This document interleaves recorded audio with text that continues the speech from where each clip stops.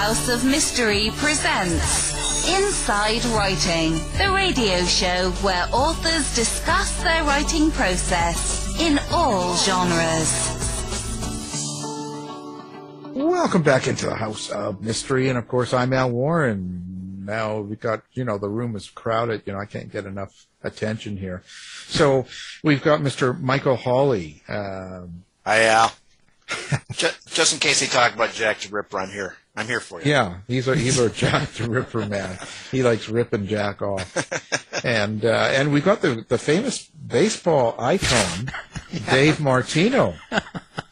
Now I'm a baseball icon. Yeah, well, you're the baseball icon. You decided that last show. I mean, hey. That guy isn't even a pro ball player. Well, I know, but it doesn't matter.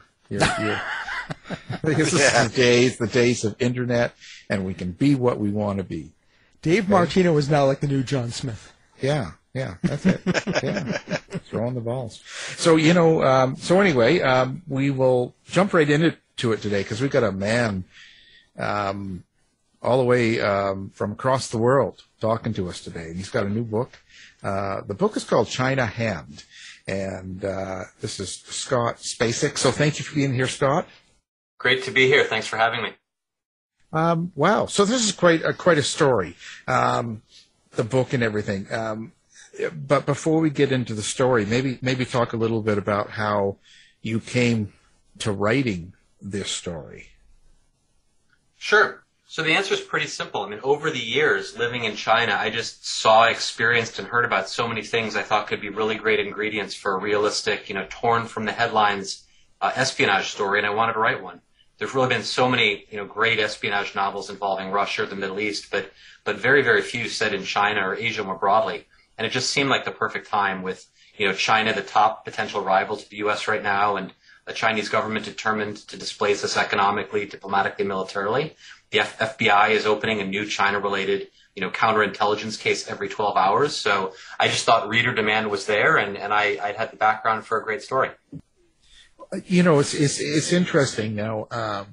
China, it can be quite controversial in North America. Like, people have a lot of, both Canada and the U.S. have strong opinions, and it's been in the news a lot about the different issues going on. Does that ever worry you a little bit when you are writing about something from that part of the world? Well, there's two things I was worried about. One is I was conscious that relative to a story set, especially in Europe, Americans have generally less background about China, so you'd have to kind of explain, the setting a lot more than you would, for another story. So I didn't want to be kind of academic about the book, but I did feel like if I wrote something, I'd have to kind of explain the background in more detail, because otherwise people might assume in some ways it's like, either they might assume it's like the U.S. in some ways, or they might kind of exoticize it in how they envisioned it. So one is just the kind of education that might be needed. The other, exactly as you said, I didn't want to demonize the place. So, hopefully as readers read it, they'll see that I really, I've spent roughly 20 years in China, and it's really a wonderful place, in many ways. And having spent so much of my time there and studying the language and really falling in love with the people and culture, I really didn't want to create a caricature of the country. So exactly as you said, I think there's this risk of, as the Chinese government does become a major rival and there's a lot of challenges, how do you talk about that honestly without kind of, writing a caricature or demonizing the place? Yeah, and there's quite a there's like, I almost call it a cultural barrier, right? Because it must be hard coming from a different culture where it's obvious and try to get past that barrier. And I mean that as in where they actually start to be real with you as a people, as a culture. Like they start to accept you as part of themselves. Would you say that's fair? I mean, of course it's fair, and part of it's cultural, and part of it's just, I often say linguistic. And I work professionally, obviously, in China as well, and many people ask me, they say, hey, how, and people might say, hey, I find it difficult to work, with Chinese for this reason or that. And I say, look, like in their defense, could you imagine if somebody came to the U.S. and didn't speak English, right? How would you, as a native-born American person who only spoke English, you treat or kind of work with that person, well, of course, it'd be a little awkward or a little bit difficult to break that barrier. And I think for them, it's the same with people who don't speak Chinese. There's that cultural barrier, you could say, but a lot of it's just frankly linguistic. Because I've found, I do speak Mandarin, and I have certainly found that overall the people actually are quite direct, quite outgoing, quite funny, quite normal in every respect, especially once you can get through that language barrier. Is that what you would call the biggest, let's say, the biggest thing that, let's say, Americans get wrong about China? Like, it's kind of the culture? I do. I mean, it's, I joke, and I don't want to stereotype too much, but I know that growing up as I did in the U.S., and whether I had, Chinese, there were other Chinese students I studied with, or teachers, or colleagues, or whatever, there is that stereotype that, people will say Asians are quiet. Well, if anything, I find Chinese as a culture, and again, I'm just stereotyping broadly, are actually quite direct and outgoing, and in many ways, you'd say quite American. But of course, you could imagine for people, especially who've moved to the U.S., that don't speak the language natively. And I know I struggle with this not being a native Chinese speaker when I've had to work in Chinese. I mean, it's very difficult to come across as your genuine normal self when you're speaking in a foreign language, and I do think that's a huge element, right? Yeah. What is the biggest thing we get wrong about China in the States? I do think that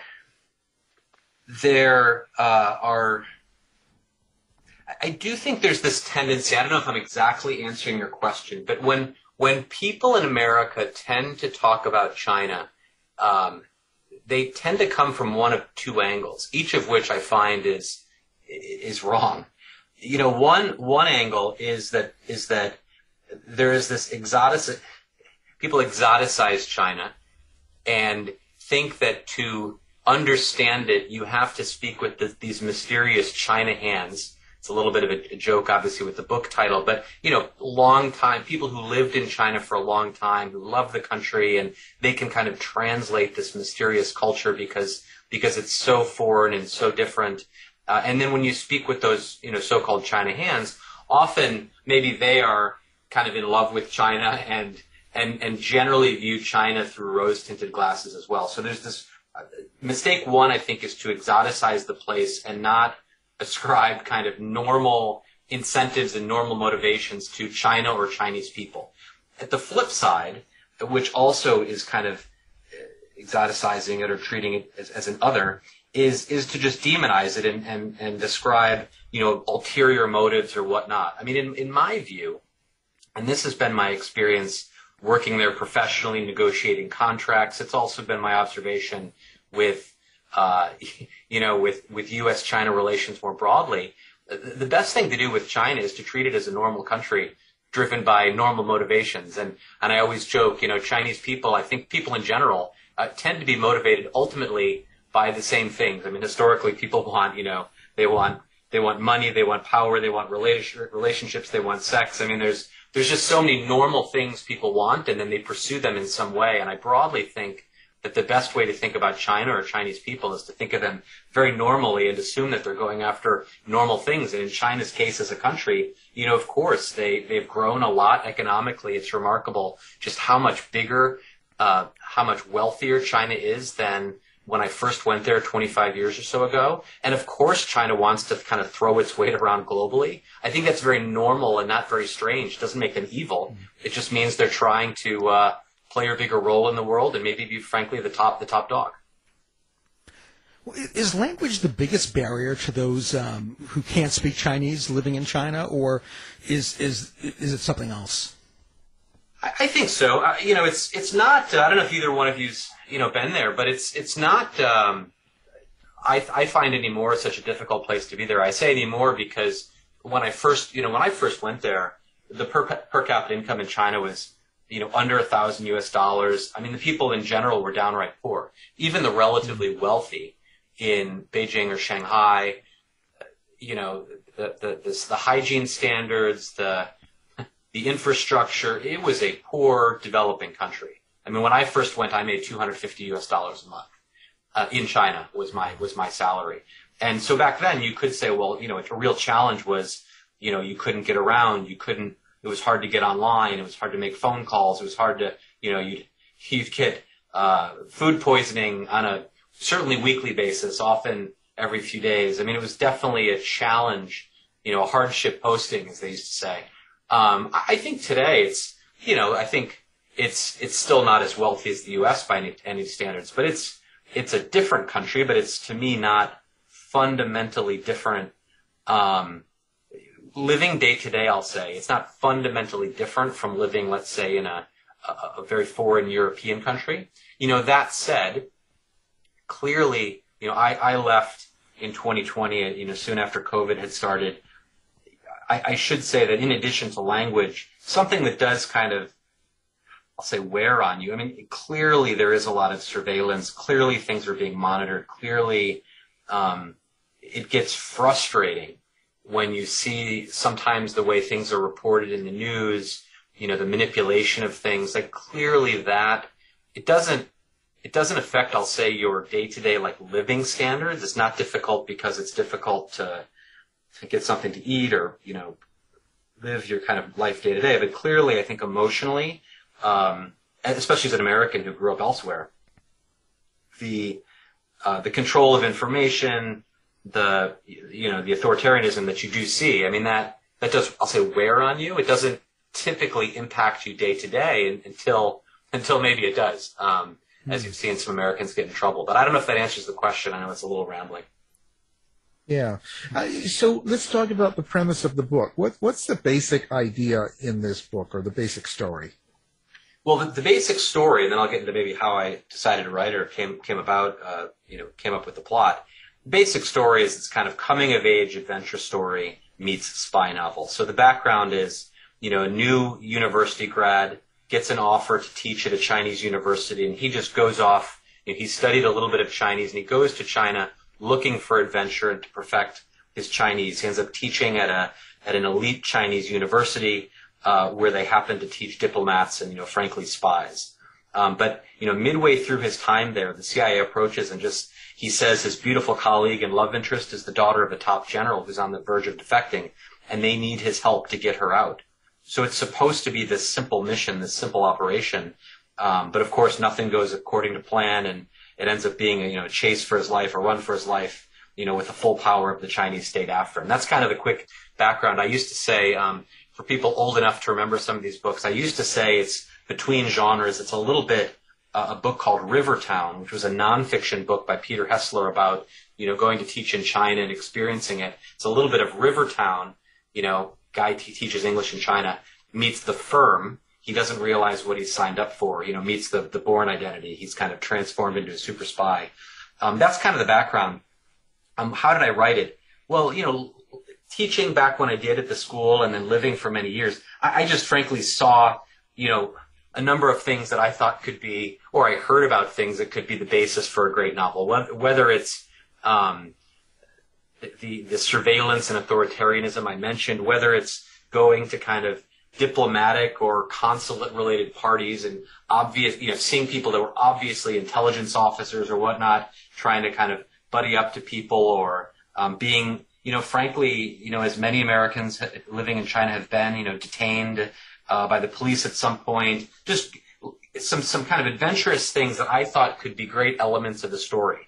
But then the real plot idea came from, in December 2000, a top Chinese colonel named Xi Jinping defected while with a military delegation in the U.S. And it just got me thinking, I guess it was easy for him to defect. He often traveled to the U.S. for work. He could just basically, leave. He could just basically defect while in the U.S. But did he have a family? How did they get out? Who might have been involved in helping them?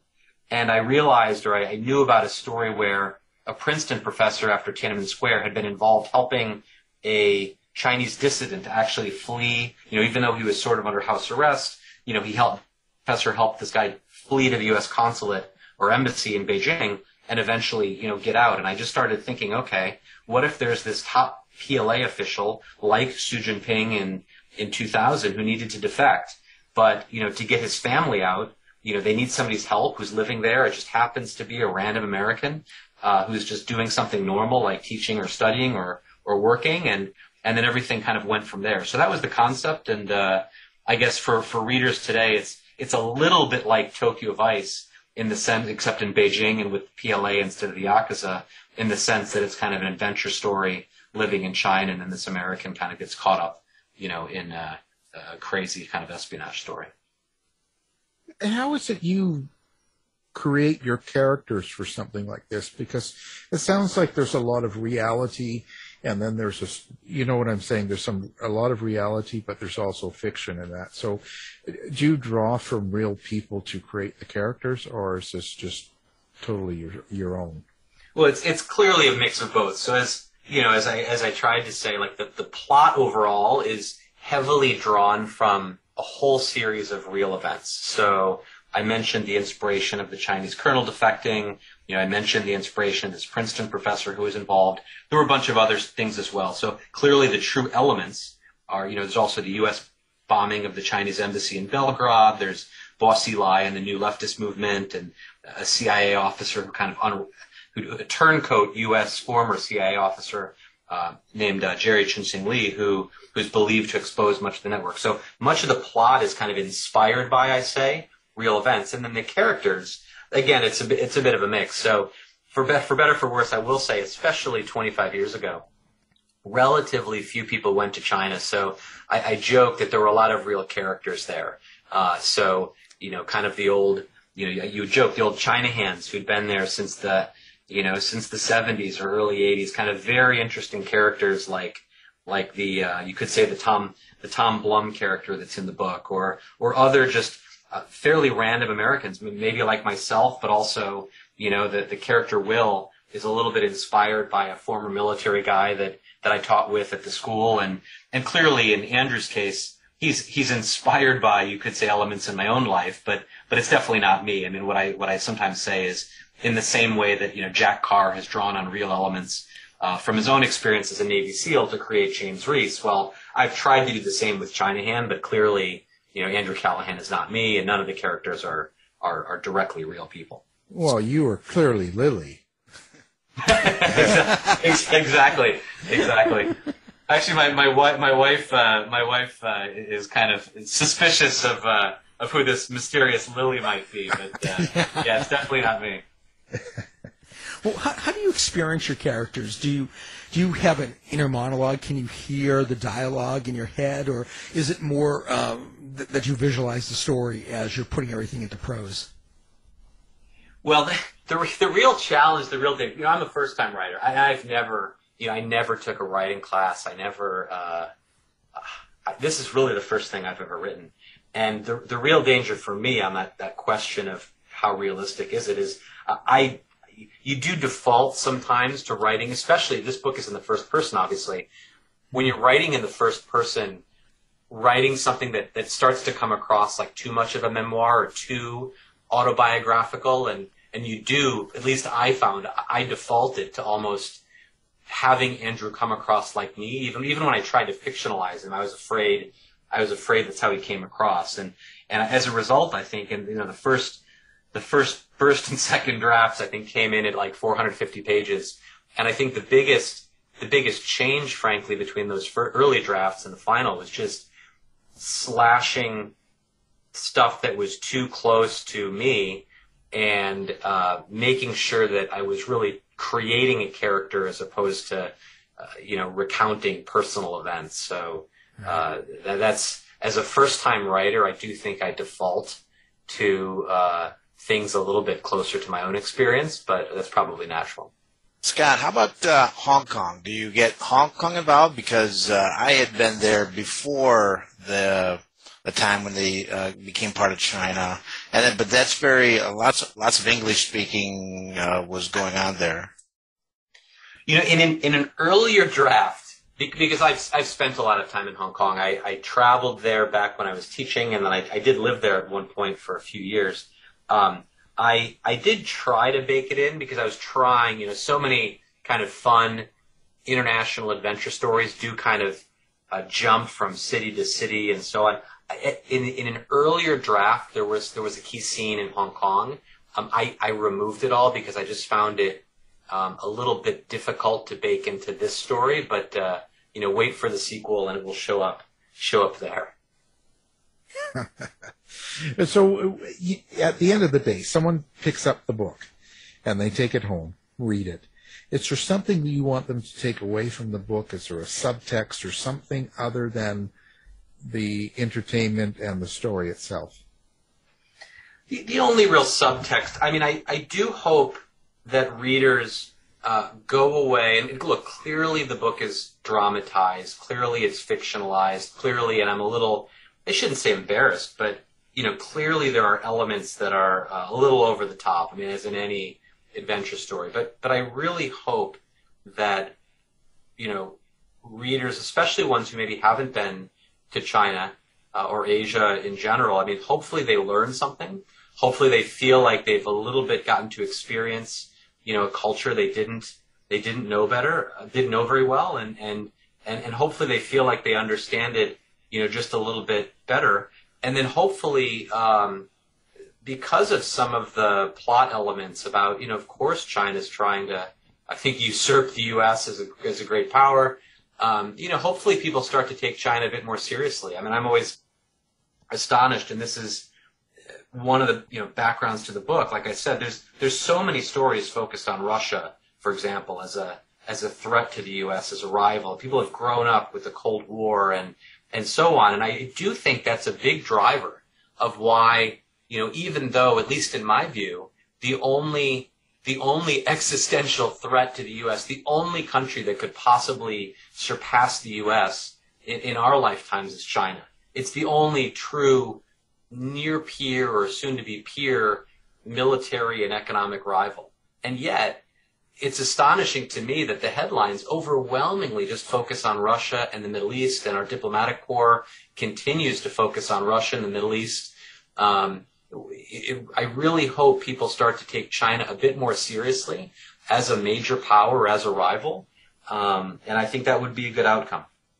Oh, so why do you think everyone just sort of doesn't take China so seriously? Why they're put Russia? I sort of think that Russia tends to be more aggressive, like in their moves, especially like what they're doing now and before in Croatia and stuff. If Russia wants to do something, they'll just go do it, type thing, and it doesn't surprise me. But what do you think is the reason that in general people don't take China so serious? I think there's two or three reasons. One is people don't have the background, and look, just a generation ago, China was pretty poor. So this wasn't a challenge, I think, that we had 25 years ago, right? So I think one is people didn't grow up with this challenge. They didn't kind of study it in school. The diplomatic corps didn't grow up, taught to treat China necessarily as a rival. So I think there's a bit of background as kind of one. I do think there's a second element, which is I think China as a country has very intentionally for many years. Deng Xiaoping had the adage, I'll get it slightly wrong. It was something like, bide your time and hide your brilliance. This idea of China, while it's relatively weak, should go out of its way to come across as non-threatening and not get the U.S. to focus on it.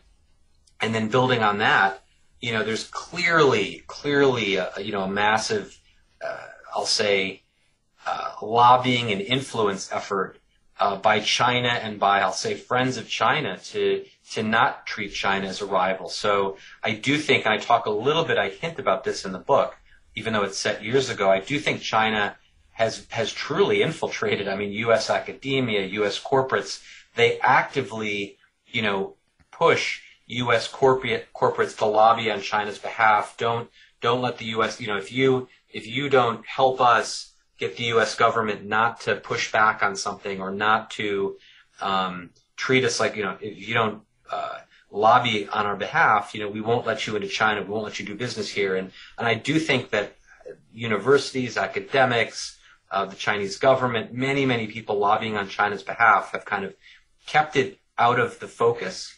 You do see even in books and media, it's interesting trying to get a China. I've heard this from many people. If you try to make a movie focused on China as a rival, it gets killed because they know that China will punish the publishing company, the movie house. I mean, obviously people saw this with Top Gun. Top Gun, yes. People were all worried. Look, if you even show this patch, the movie house will never be able to show another movie in China. You see the same. I heard the same with books, with writing my own book. It was definitely an issue getting it published. I heard it from very well-known authors, and I can't disclose who they are, who've proposed sequels or even had a best-selling China-related book. And, people said, look, we just can't make this into a movie because, we're not allowed to touch on China. And I do think the cumulative effect of all these things is the average person never hears about China as a rival. And so they just think it's not an issue, until I think one day it will wake up and be a major issue. And I think that time is now. I think the FBI Director Wray recently made a comment that he was stunned by how much espionage has been going on with China when he came into his position.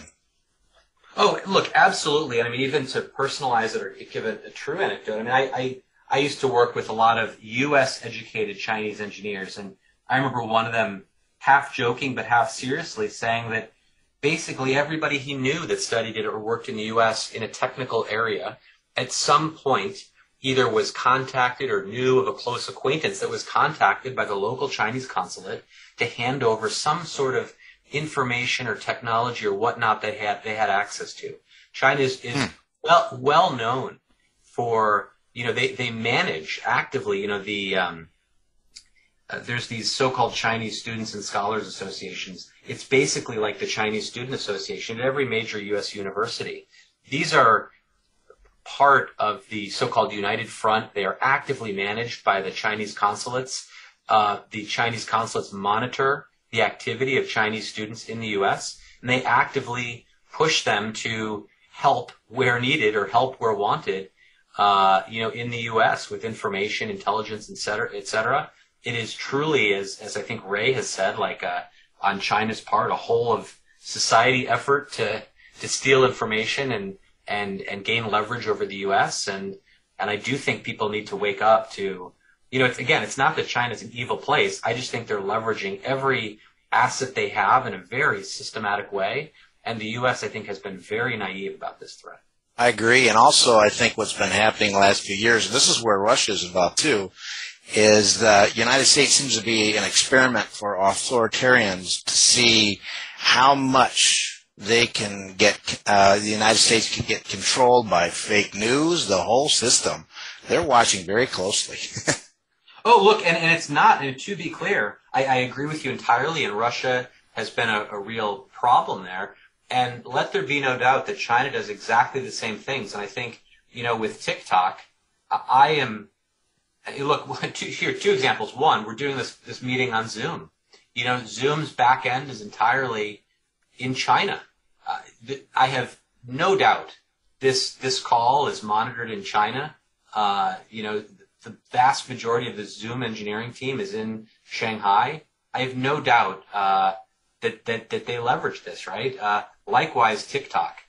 No doubt whatsoever, as they've even admitted finally a month or so ago again, every morsel of information that goes into TikTok runs through Beijing and is being analyzed and monitored and leveraged in some influence campaign, by China, either today or in the future, by Chinese intelligence. Let there be no doubt, right? And I think it is astonishing to me, as much as we've talked about so-called fake news and Russian disinformation, which is a real threat, to be clear, China is either doing or looking to do the same things, and they're looking to leverage platforms like Zoom and TikTok, which all run through China.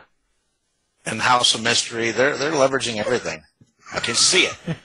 Absolutely. And look, the U.S. does as well, as they will point out, China has found flaws in Cisco routers and all sorts of things like this, and they'll say, hey, the U.S. does the same thing, and I'm not denying that. So back to my point about, let's treat China as a normal country. Well, let's do so, but in that way, let's be eyes wide open about maybe the vulnerabilities we're creating, by doing different things. And in some cases, we may say, hey, it's fine to import. I'm making it up, to import toys or consumer goods or some things, but you might say, hey, do we want to have our social media or telecommunications running through China? You know, as you might have seen in the news just this week, there was a story reported, I think, by CNN where they said, you know, there's a belief that potentially, you know, Huawei cell towers near missile bases in the Middle East, Midwest, were able to block the potential launch or communications with, you know, with nuclear weapons in Wyoming or something, right? Yes, and yes. Let's just be eyes wide open about the vulnerabilities we're creating, and some we can accept and some we probably can't. In the same way, by the way, I say China effectively blocks all these areas that I'm talking about. So, you know, they've long ago, roughly in 2008, they kicked out all the Western, you know, internet companies. They certainly are trying to block or rip out U.S. technology across their economy. So I often say it's not about demonizing China. I say let's just treat China as a peer, as an equal, and let's look for some symmetrical relationship. And if they block our goods, you know, let's not do it in a kind of over the top nonsensical way. But you know what? Like, there are probably areas where they've blocked some things from our side, and maybe we should just treat them equally, and maybe we can then jointly agree to lower barriers. But until they lower some on U.S. Technology or products, maybe we should raise some on our side. Right. Well, yeah, and when you were putting the story together, when you were involved somewhat, and you do any sort of research, or you're doing any sort of, you know, work on this story, or were you worried about being watched?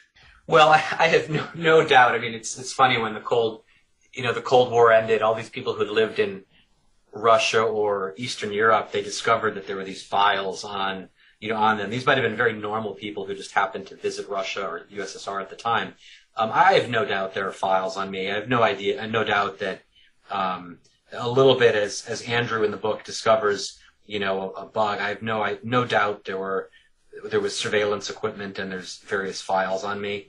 And certainly, you know, without going into too much detail, I mean, there were incidents where, fairly innocuous, I was at a Harvard alumni event in roughly 2008, 2009, and I still don't exactly know what was going on. It was a relatively small event in Shanghai, and at least 20 police kind of came in, lined us all up, took all our photos with, you know, high-resolution cameras from multiple angles. And I don't know if this was an early attempt to kind of capture our faces in a way that they somehow didn't when you entered the country, because obviously they take your picture when you go in. I don't know why they did this, but it was one of the odder things. But I'm sure that showed up in some file, and of course, we're monitored, and I tried to, you know, bake that into the book as well. Yeah, you know, it's kind of strange, and I think that it's kind of scary in a way. Just this whole knowing about all this stuff and being sort of somewhat involved in it.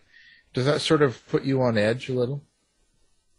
Well, I mean, sometimes I do wonder if it's made me paranoid. I mean, paranoid is a bit extreme, obviously, but it has definitely opened my eyes to things that the average person, you know, wouldn't think about. I mean, you asked what are the challenges living in China. Clearly, and I've spoken with a bunch of reporters about this. Certainly, every reporter I know at some point has been arrested or detained, and many people I know who've, like myself, who lived in China for years, especially, you know, years ago. At some point, we were, as one example, I was talking to a reporter about this at an anniversary, at a Tiananmen Square anniversary. We happened to be walking through Tiananmen Square on June 4th of some year, and there was a protest. Some people unfurled a banner, and, you know, we got kind of tackled and thrown in a van and held for, you know, several hours, being asked, you know, were we affiliated with that protest? What were we doing right there? That was not a coincidence, of course. You know, confess that somehow we helped orchestrate it and we're with the CIA. And that went on for several, you know, uncomfortable hours. And clearly there's surveillance. Clearly, you know, people have hinted at knowing things that could compromise us. Clearly that and I've read, I was reading a story about this just a couple days ago, I think with regards to the Fed. There was a story about the Fed a couple days ago, I think in the New York Times or Wall Street Journal, where it's alleged now that China has a network working within the Federal Reserve, and they've been using that to, try to get information about rate changes and maybe influence things. And clearly, in the case of one person they were trying to leverage, they basically said, look, we have dirt on you. We've been monitoring your calls. Either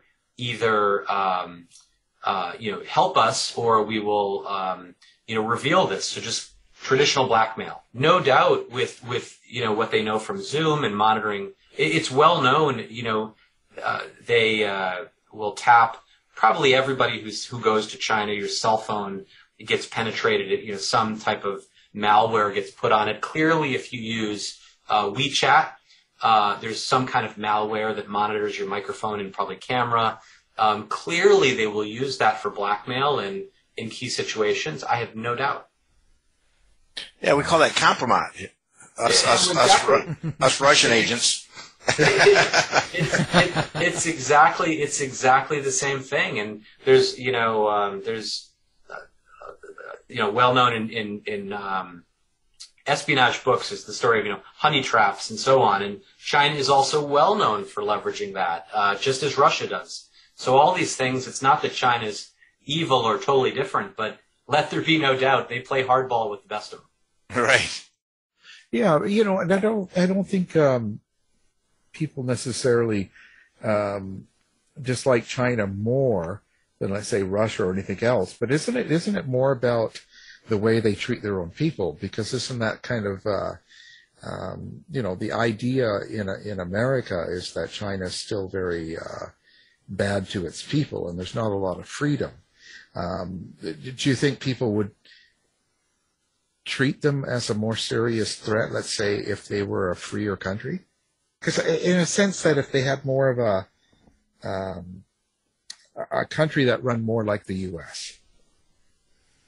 I don't know. I do think that maybe the reason or one reason, even people who go there don't always see it as a threat, is I should be clear, when you go, the people, again, speaking with broad strokes and stereotypes, the people are very warm. Typically, if you visit for a business trip or you visit as a tourist, you'll have a wonderful experience. People will be very nice. The average person is very friendly. And you'll go away with this. And by the way, you typically, it's funny, I got a negative book review from somebody who basically commented, they said, look, I visited China 20 years ago and nothing like this happened to me. And I actually interacted with the person saying, oh, great, glad you went there. Glad you had a good time. And I sort of got to know him a little bit better. And he basically said he went for 5 days in 1998 or something and had a great time, and he didn't see any surveillance, therefore it couldn't be happening. And I do think that that sort of personal experience influences things in a major way. And like I said, I also think that there are so many Chinese, a big role too, or issue, I think is not issue, but influence is there are something like 300,000 Chinese students in the U.S. There are literally millions of Chinese who now work in the U.S. People interact with Chinese people all the time, and they sort of say, hey, China's not so bad. I work with Jack. He's a nice guy. I couldn't believe anything's going on. And by the way, Jack might be perfectly innocent and a perfectly nice guy. It doesn't mean that the Chinese government, maybe as you're hinting by separating the government from the people, it doesn't mean that the Chinese government isn't very calculating and trying to do things. And by the way, it's also the case, back to why the Chinese people themselves, as you were just hinting, why they say what they do. It's because they all know they're monitored. They have to watch what they say, or they could be in trouble, because it is a very authoritarian country. Do you have Japan involved in your book at all? At the very end. So again, wait for the sequel. Okay. But, it does end a little bit in Japan. There's a couple Japanese characters, but no, the book itself, a little bit linked to what we've been talking about. It's funny that I wrote it originally. I just assumed I would write a book in the present, but back to where we started in the discussion about what were the challenges. I found myself trying to educate the readers so much on basic elements of how we got where we are in the U.S.-China relationship and so on, that it was almost easier just to start at the origin and say, okay, the story takes place 25 years ago or 20 years ago, and it's at kind of on the ground floor of kind of China starting to plan these things, maybe trying to get the U.S. distracted in the Middle East for 20 years so they can break out, maybe trying to plant these, agents in the U.S. or leverage companies or leverage students or get compromise, as you said, on people. So this story takes place 20 years ago, and it's a bit of an origin story. But yeah, the sequel will heavily involve Japan, at least if it turns out as I'm currently planning for it to. And there's a little bit of involvement in Japan, but otherwise, I moved here really after I finished the book, and it didn't originally intend for Japan to play a major role. But I'm sure they are going to be anyway, because they're both financially powerful. Well, clearly the reason it's involved and the reason there's an obvious linkage is Japan historically has been kind of top dog in Asia, at least in modern times, at least, clearly in the last 100 or so years. And clearly before, China passes the U.S., it will have passed, it already has passed, you could say, Japan. And Japan definitely, China definitely has a bit of a vengeful mindset here. Chinese are educated. I talk a lot about this in the book. There's a real patriotic, they call it patriotic education. They drill into students' heads this idea that, Japan is evil and we need to get revenge on Japan. And it is, frankly, they sort of do the same with the U.S., that the U.S. has always tried to hold China down, and we need to kind of rise up and pass the U.S., and we'll get our revenge on the U.S. too. But yeah, Japan feels very threatened. There's a real rivalry. There's a real sense that if there is any conflict, Japan will kind of be at the front lines. So clearly, if you're writing an espionage-related story, it's not difficult to have Japan play a role there. Wow. So did you have a sequel plan, like in your mind before you were finished this book and doing a sequel, an idea? Do you sort of outline all this ahead of time and kind of know where you're going to go and just telling the story? Is there going to be more than another sequel, or what's kind of your idea? Well, like I said, the original idea here was, or if not the original, the idea that I had relatively soon was that this would be kind of the origin story of a series of books, I'll say based on or inspired by actual events, because there's so many real espionage-related stories. So obviously, as I said, this one is primarily inspired by the defection of a top Chinese military official. There are other stories you could say in my head. In the news every day is it's a cyber-related espionage, cyber theft story in the news. And without giving too much away, that's going to be at the core of the sequel I've planned. And similarly, we've already hinted at the role that U.S. corporations play in all this. So China leverages, China leverages access to the China market to influence U.S. universities and academics, to push them to basically toe the line with China. So you see it with the NBA. If you speak up about, if even one player tweets about Taiwan, the NBA may be banned from China. So you know what, NBA, you go lobby on our behalf, to get our view out there. Likewise, any major company, you lobby on our behalf, or we will kick you out. Same Google, even though Google is not currently in China, at least domestically in the way they used to be. There's no domestic, Google.com. Google makes a lot of money cross-border, helping Chinese companies advertise in the U.S. You know what, Google, if you don't want us to shift our ad dollars to Facebook, you lobby the U.S. government. Same with banks. That whole role of China twisting the arms of U.S. companies and universities, getting them to effectively, in many ways, be on China's side. I'm going a little bit on tangent here, but I'm always astonished that you had Google and tech companies partnering in many ways on AI with the Chinese military through universities, but really with the Chinese military, while at the same time, Google in particular, and I think others basically said, look, we will not work with the U.S., certainly ICE or the U.S. military on AI because the U.S. is evil, and they didn't say it explicitly, but they would not work with the U.S. government in some of the same ways that often they were working with the Chinese government. I just think that's absurd, and all these things will show up equal. I'll put it that way. So it sounds like you're going to bring the series from like '98 and into current times. Yeah, if you jump to the last page, it sort of gives it away. But I did toy, and I can still go back to this. Originally, my agent and I were talking about kind of stepping forward one step at a time. You could always have these look backs taking place over the last 20 years, like things that were buried and now have come out. But I think just because people often do want the story in the present, and there's so much going on right now that I think the immediate sequel will take place, in current times. Right. Wow.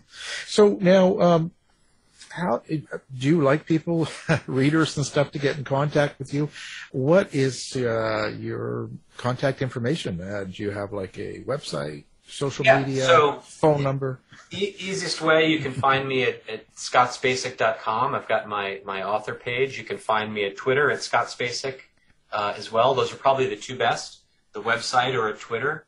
And I think if you just search for the book China Hand or China Hand Scott Spacek, you can find a whole bunch of other, whether the Simon & Schuster or Post Hill sites or other reviews from Kirkus and others. So pretty easy to find me. Yeah, of course, we'll have that linked up on our website, and everyone can find you with one click, So on the new one, are you going to involve the pandemic, and are you going to even touch that, or do you ever go there with that? I haven't yet. I do hint at some conspiracy theories about the pandemic, even in China Hand. There's been a lot of allegations and hints, and at some point, a Chinese official says, well, it wouldn't be so hard for us to do, bioterrorism or so on. So that a little bit pops up, and the city of Wuhan pops up, very tangentially in China Hand. I haven't explicitly yet put the pandemic into the core elements of the plot, but I'm also relatively early in writing it, so you never know. But the sequel is very focused on kind of cyber espionage and China influencing companies and kind of all these parties and the dynamics. So not doing a good job of pitching it, but it's still early days. Well, it's got to be, it's got to be, I don't know, you have to be very careful when you get into conspiracy too, especially with the pandemic and things like that. I would imagine you'd not want to get too deep into that. Well, you have to in general, because again, back to my point about not wanting to demonize China, you've got to do that. And also, to be frank, like, as I said, it is, I'll just say sad, the extent to which, maybe influence. I mean, China does a good job. You might have seen in the news, often the Chinese government very openly says that it's racist. It's racist to criticize China. Right? If you criticize the Chinese government, you're just being racist.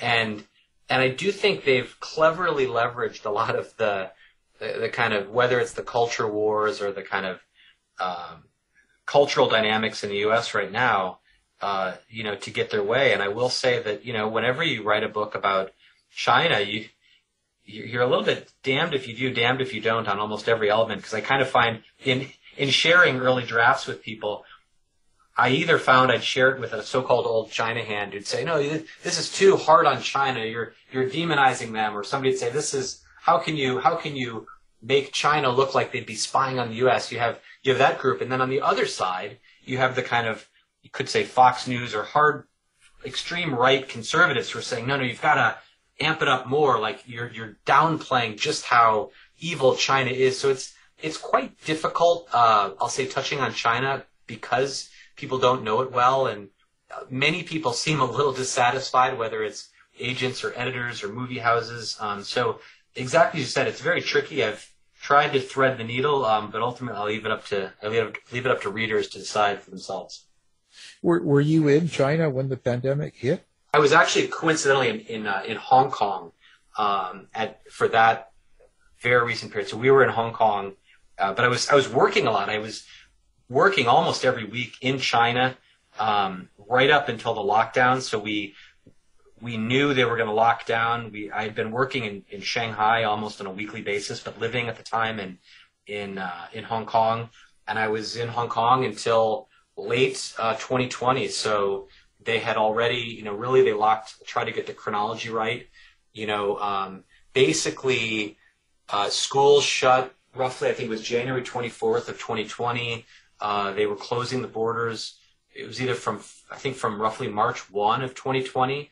And things were actually not terrible, on and off in lockdown in Hong Kong in early 2020, but schools were closed. And as I said earlier, in the prep to this, we have 2 young kids, and we just decided, given the way this seemed to be moving, and we'd been looking at going elsewhere for a while. That's why we left. But yeah, I was very much in Greater China, I'll say, at the beginning of the pandemic, living in Hong Kong and often traveling to mainland China.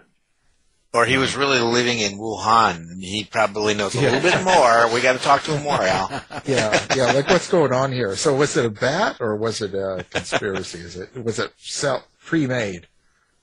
Look, what do I know? But all I will say is I'm back to the point about China leveraging influence. I do think, and I am not a virologist, and so in that regard, I'm just like all of you. But it's a little bit, I think, as John Stewart said. I mean, look, there's a level 4, bio research lab at the epicenter of where this breaks out. The speed at which I think China was able to lobby and push, and twist arms of people to say that is absolutely not possible. The speed at which, the WHO and the U.S. basically dismissed the idea that this could have been a lab leak, I think was criminal. I think it's, in many ways, look, I'm a layperson, but it's the obvious reason, it's the obvious cause. I'm not saying that China engineered it. I'm just saying that to me, and to basically everyone I know that lived in China, they say, of course this was a lab leak. But I think this was a clear influence campaign. And they basically twisted the arms of all the U.S. researchers that were doing research in collaboration with China. They twisted the arms of companies. They twisted the arms of media. They very quickly pushed. I mean, you had all of U.S. media, and this was a clear influence campaign, also probably aligned with the fact that everybody wanted to demonize anything affiliated with anything that Trump said. Clearly, though, to me, the obvious story was it was somehow a lab leak from that Wuhan lab.